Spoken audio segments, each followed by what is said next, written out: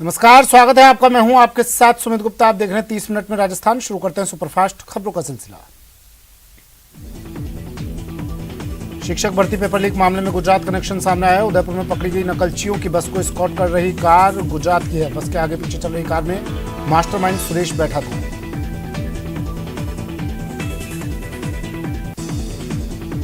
Car Gujarat के बनासकांठा जिले के गणपत लाल भागीरथ राम बिश्नोई के नाम से रजिस्टर्ड है और मामले में पकड़ी गई कार और बस एक ही मालिक की हो सकती है। वहीं गुजरात के बनासकांठा में न्यूज 18 की पड़ताल में बड़ा खुलासा हुआ है। उदयपुर में पकड़ी कार मालिक का पता फर्जी निकला है। कार मालिक राजस्थान के जालोर का ही रहने वाला है।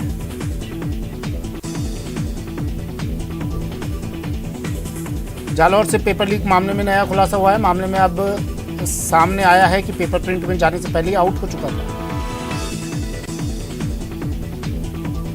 साथ ही यह भी खुलासा हुआ कि आरोपियों के पास सभी परीक्षाओं के मिक्स में कुल 500 प्रश्न थे। वहीं उदयपुर पुलिस को आरोपियों के पास से करीब 339 प्रश्न मिले हैं।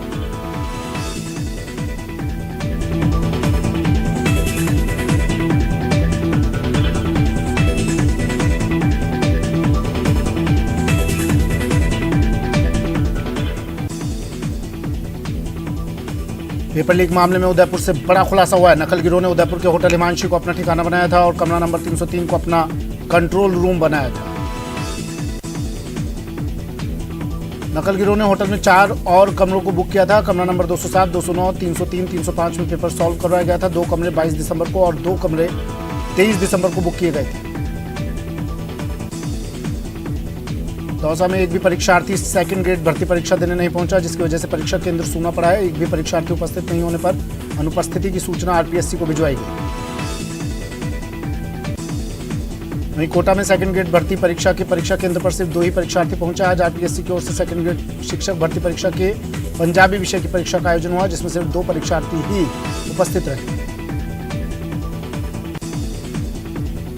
बाना पुलिस ने करीब 2 महीने पहले कस्बा थाना के जंगल में मिले शव मामले का खुलासा किया है। पुलिस ने ब्लाइंड मर्डर का खुलासा करते हुए एक आरोपी को गिरफ्तार किया है। आरोपी ने जुए में हारकर पत्नी के गहने गिरवी रख दिए थे, जिन्हें छुड़ाने को लेकर मानसिक दबाव में था। इस दौरान उसने जंगल में बकरी चरा रहे किशोर पर लूट की नियत से कुल्हाड़ी से हमला कर उसकी हत्या कर दी थी। कोटा में पुताई करते समय हाई टेंशन वायर की चपेट मारने से 3 युवक झुलस गए, जिसमें एक होमगार्ड के जवान की करंट लगने से मौके पर ही मौत हो गई, जबकि 2 युवक गंभीर रूप से घायल हो गए। जोधपुर के भोंगरा गैस सिलेंडर ब्लास्ट हादसे में कुल 35 लोगों की अब तक हादसे में जान जा चुके हैं। वहीं 9 लोग अभी भी अस्पताल में भर्ती हैं।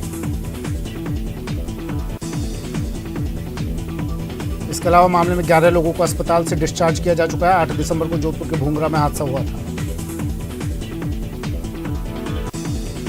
कोटा में कुंड में नहाने गए युवक की डूबने से मौत हो गई। मृतक के शव को नगर निगम की टीम ने रेस्क्यू ऑपरेशन चलाकर बाहर निकाला और एमडीएस अस्पताल की मोर्चरी में रखवाया। झुंझुनू के पिलानी में सड़क हादसा हो गया, जिसमें एक बाइक सवार की मौत हो गई, जबकि दूसरा युवक घायल हो गया, जिसे अस्पताल पहुंचाया गया। जानकारी के मुताबिक बाइक अनियंत्रित होकर गड्ढे में गिर गई थी। हादसे में दोनों युवक गंभीर रूप से घायल हो गए, जिसके बाद उन्हें अस्पताल पहुंचाया गया, जहां इलाज के दौरान एक युवक की मौत हो गई। वहीं दूसरे युवक का इलाज जारी है। डूंगरपुर में बिजली विभाग ने बिजली का बिल नहीं भर रहे उपभोक्ताओं पर सख्ती करना शुरू कर दिया। विभाग ने जिले में 5500 से ज्यादा उपभोक्ता चिन्हित किए हैं, जिन पर 6.5 करोड़ का बकाया है। बिजली विभाग ने 31 दिसंबर तक 100% वसूली करने का लक्ष्य रखा। जिले के 9 सब डिवीजन में 5000 रुपये से अधिक बकाया वाले 5646 उपभोक्ता चिन्हित किए गए, जिनसे 6 करोड़ 79 लाख रुपए बकाया चल रहा है। अलवर के भिवाड़ी में नगर परिषद में कार्यरत सफाई कर्मचारियों को वेतन न मिलने पर उन्होंने विरोध प्रदर्शन किया और 2 से 3 महीने से बकाया वेतन दिलाने की मांग की। अलवर नगर परिषद में नगर परिषद आयुक्त की हठधर्मिता और व्यवस्थाओं के खिलाफ 6 पार्षद नगर परिषद के गेट पर अनिश्चितकालीन धरने पर बैठ गए। पार्षदों ने चेतावनी दी कि अगर नगर परिषद ने अलवर शहर के विकास पर ध्यान नहीं दिया तो ये धरना भूख हड़ताल में बदल जाएगा। सीकर के फतेहपुर में तड़के सुबह भीषण सड़क हादसा हो गया, जहां कोहरे की वजह से रोडवेज बस और ट्रेलर में भिड़ंत हो गई, जिसके बाद 3 और गाड़ियों की टक्कर हो गई, जिसमें एक युवक की मौत हो गई, वहीं 3 घायल हो गए। फतेहपुर चूरू हाईवे पर सुबह कोहरे की वजह से रोडवेज बस और ट्रेलर में आमने सामने की भिड़ंत हुई, जिसके बाद पीछे चल रही गाड़ियां भी इनमें भिड़ गई। हादसे में रोडवेज बस के कंडक्टर की मौके पर ही मौत हो गई। हादसे के बाद मौके पर जाम लग गया और काफी मशक्कत के बाद जाम खुलवाया गया। वहीं पुलिस ने सभी वाहनों को जब्त कर लिया और मामले की जांच की जा रही है। भरतपुर में सर्राफा दुकान में चोरी की वारदात सामने आई है। चोरों ने दुकान का शटर और गेट के ताले तोड़कर चोरी को अंजाम दिया। चोर चोरी का सामान ले जाते हुए सीसीटीवी में दिखे। चूरू के सादुलपुर में घर में घुसकर जानलेवा हमला करने के मामले में अभी तक गिरफ्तारी की मांग को लेकर लोगों ने प्रदर्शन किया और थाने के सामने धरना देकर विरोध जताया। श्रीगंगानगर के गढ़साना थाना में रोजड़ी बस स्टैंड पर किराना व्यापारी पर की गई फायरिंग के विरोध में आज व्यापारियों ने प्रदर्शन किया और बाजार को बंद रखा। बाजार बंद कर व्यापारियों ने आरोपी सोनू जाट की गिरफ्तारी की मांग की। कल शाम को बस स्टैंड के पास किराना व्यापारी को गोली मारी गई थी। घायल युवक का अस्पताल में इलाज चल रहा है। डूंगरपुर जिले के सदर थाना में एक बिहार के कारीगर की मौत हो गई। युवक एक कंस्ट्रक्शन कंपनी में 2.5 महीने पहले 40 साथी मजदूरों के साथ काम करने आया था। मजदूर रात को नींद में उठा था। इस दौरान उसे खून की उल्टियां होने लगी, जिससे वो गिर पड़ा, जिसके बाद उसके साथी मजदूरों ने उसे अस्पताल पहुंचाया, जहां डॉक्टर ने उसे मृत घोषित कर दिया। मामले में पुलिस ने शव को कब्जे में लेकर पोस्टमार्टम के लिए भेज दिया और डॉक्टरों की रिपोर्ट पर में पुलिस ने केस दर्ज कर जांच शुरू कर दी। आदर्श क्रेडिट कोऑपरेटिव सोसाइटी के पीड़ितों को इंसाफ दिलाने के लिए अब करप्शन कंट्रोल ऑर्गेनाइजेशन ने पहल की है। पीड़ितों का तीसरा बड़ा महासम्मेलन राजसमंद और चित्तौड़गढ़ जिले की सीमा पर स्थित मंडफिया में आयोजित हुआ। सम्मेलन में पीड़ितों के पैसे वापस दिलाने के लिए पीड़ित निवेशकों ने मुद्दे को करप्शन कंट्रोल ऑर्गेनाइजेशन के राष्ट्रीय अध्यक्ष को ज्ञापन सौंपा है। इस संगठन के 6000 से ज्यादा सुप्रीम कोर्ट का लीगल पैनल है। कांग्रेस के प्रदेश प्रभारी 3 दिन के राजस्थान दौरे पर आने वाले हैं और आज रात 8:30 बजे चंडीगढ़ से जयपुर के लिए रवाना होंगे। अपने दौरे पर उनका प्रदेश कांग्रेस एकजुटता पर फोकस रहेगा। करौली में नेशनल हाईवे 23 पर ट्रैक्टर ट्रॉली ने बाइक को टक्कर मार दी, जिसमें बाइक सवार युवक की मौत हो गई जबकि दूसरा युवक घायल हो गया। मौके पर पहुंची पुलिस ने शव को कब्जे में लेकर पोस्टमार्टम के लिए भेजा है, जबकि घायल युवक को अस्पताल पहुंचा गया, जहां उसका इलाज चल रहा है। श्रीगंगानगर के सूरतगढ़ की नगर पालिका की ओर से पिछले कुछ दिनों से अतिक्रमण हटाए जाने का अभियान लगातार जारी है। इसी कड़ी में आज सुबह नगर पालिका के दस्ते ने वार्ड नंबर 1 में सरकारी भूमि से अतिक्रमण हटाया। भूमाफिया ने सरकारी जमीन पर कमरे और चारदीवारी बनाकर कब्जा किया हुआ था, जिस पर सूरतगढ़ नगर पालिका ने जेसीबी की मदद से अतिक्रमण को ध्वस्त किया और सरकारी भूमि को अतिक्रमण से मुक्त करवाया। उदयपुर के डबोक थाना इलाके में आज सुबह दर्दनाक हादसा हो गया, जहां मॉर्निंग वॉक पर निकले बच्चों को मारुति वैन ने टक्कर मार दी।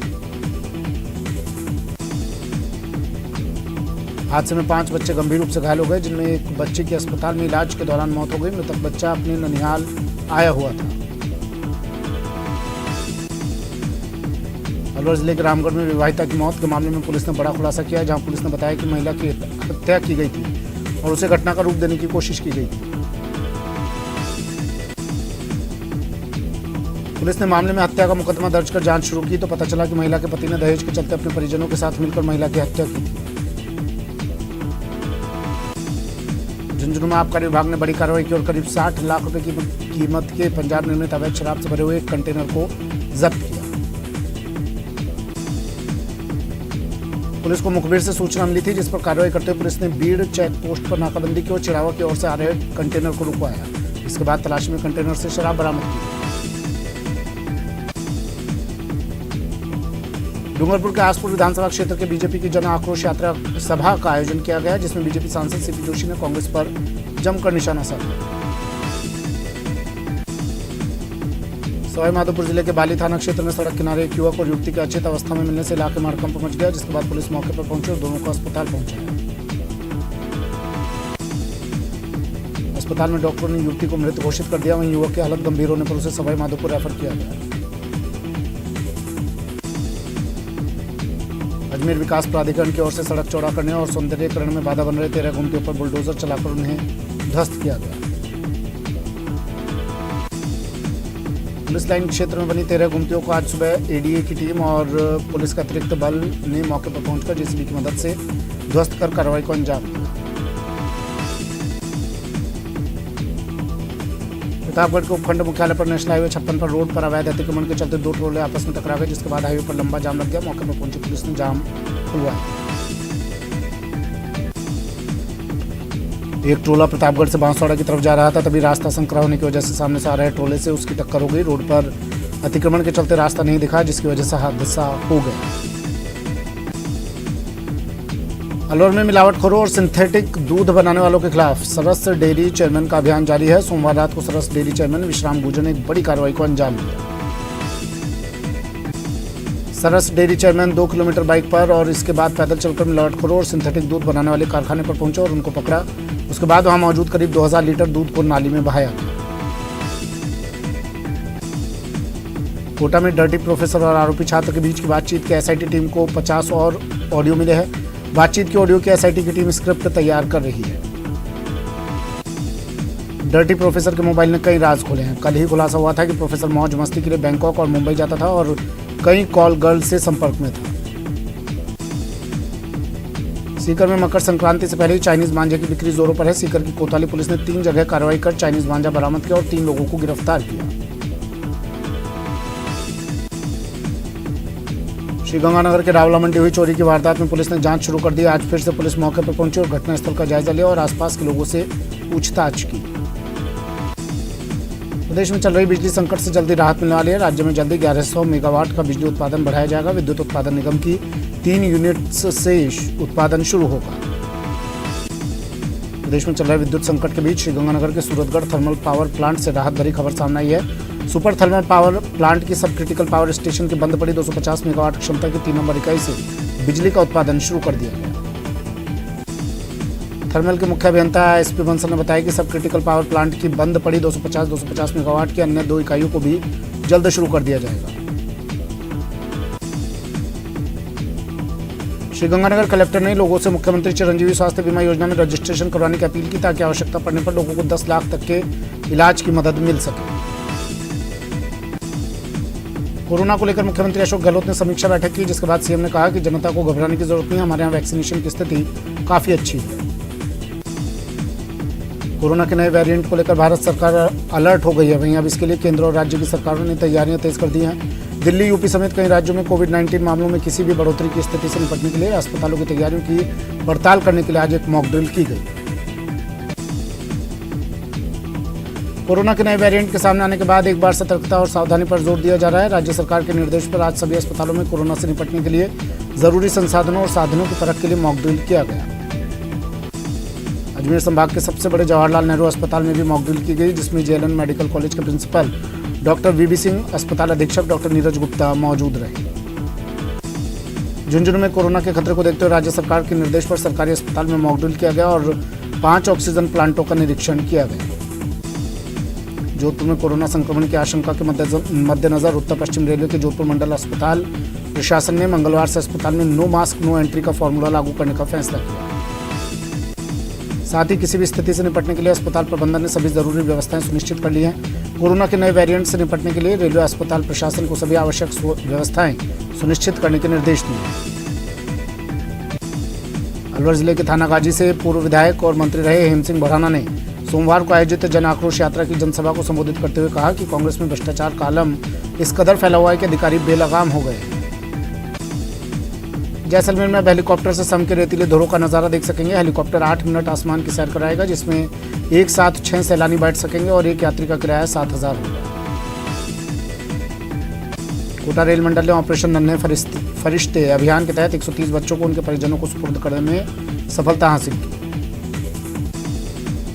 बीकानेर शहर के सौंदर्यीकरण को लेकर प्रशासन की ओर से कई काम किए जा रहे हैं। ऐसे में मेजर पूर्ण सिंह सर्किल के पास पतंग उड़ाते बच्चों के स्कल्पचर को लगाया गया। जिला कलेक्टर की पहल पर शहरी क्षेत्र के प्रमुख मार्गों के डिवाइडरों पर आकर्षक स्कल्पचरों के माध्यम से सौंदर्यीकरण का कार्य प्रारंभ कर दिया गया। इस पर लगभग 2,17,000 रुपए व्यय हुए। इंदिरा गांधी शहरी रोजगार गारंटी योजना गरीब और जरूरतमंदों के लिए काफी मददगार साबित हो रहा है। योजना से गरीब और जरूरतमंदों को रोजगार उपलब्ध हो रहा है। श्रीगंगानगर की श्री विजयनगर पालिका में इंदिरा गांधी शहरी रोजगार गारंटी योजना के अंतर्गत 610 जॉब कार्ड बनाए जा चुके हैं, जिनमें से 554 लोगों ने काम की मांग की और 410 लोगों को रोजगार मिला है। राजस्थान हाईकोर्ट के मुख्य न्यायाधीश पंकज मित्तल आज राजसमंद जिले के केलवाड़ा कस्बे में पहुंचे। यहाँ उन्होंने अपने परिवार के साथ कुंभलगढ़ दुर्ग की सुंदरता को निहारा। चित्तौड़गढ़ में सर्दी के मौसम में स्वास्थ्य के लिए लाभदायक तिल्ली के तेल से बना कान्या लोगों को काफी पसंद आ रहा है। तिल्ली से बने इस व्यंजन में काजू बादाम जैसे ड्राई फ्रूट भी डालकर इसका स्वाद और बढ़ा दिया जाता है। देश में तिल्ली और गुड़ से बने दर्जनों प्रकार के व्यंजन चलन में है, लेकिन कान्या पूरी तरह देसी व्यंजन है, जैसे तिल्ली को पीसकर उसमें गुड़ मिलाकर बनाया जाता है।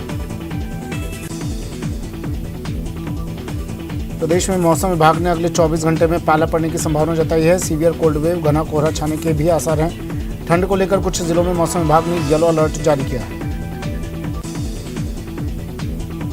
श्रीगंगानगर में सर्दी के तीखे तेवर बरकरार हैं। सुबह पूरा शहर घने कोहरे की चादर में लिपटा रहा। वहीं कोहरे की वजह से विजिबिलिटी घटने से वाहनों की रफ्तार धीमी हो गई। करौली में भी ठंड का प्रकोप जारी है। लोग ठंड से बचने के लिए अलाव का सहारा ले रहे हैं, तो वहीं कोहरे ने वाहनों की रफ्तार को धीमा कर दिया है। अलवर में घने कोहरे से विजिबिलिटी काफी कम हो गई है, जिसकी वजह से वाहन रुक रुक कर चल रहे हैं। वहीं जिले में रात का तापमान 2 डिग्री सेल्सियस तक पहुंच गया। दौसा में कोहरे ने कोहरा मचा रखा, जिसकी वजह से रेल और सड़क यातायात पर काफी प्रभाव पड़ा है। दौसा में पिछले 3 दिनों से खेतों में बर्फ की चादर दिखाई दे रही है। सीकर के शेखावटी अंचल में कड़ाके की ठंड का दौर लगातार जारी है। सीकर जिले में लगातार दूसरे दिन भी तापमान माइनस पर बना हुआ है।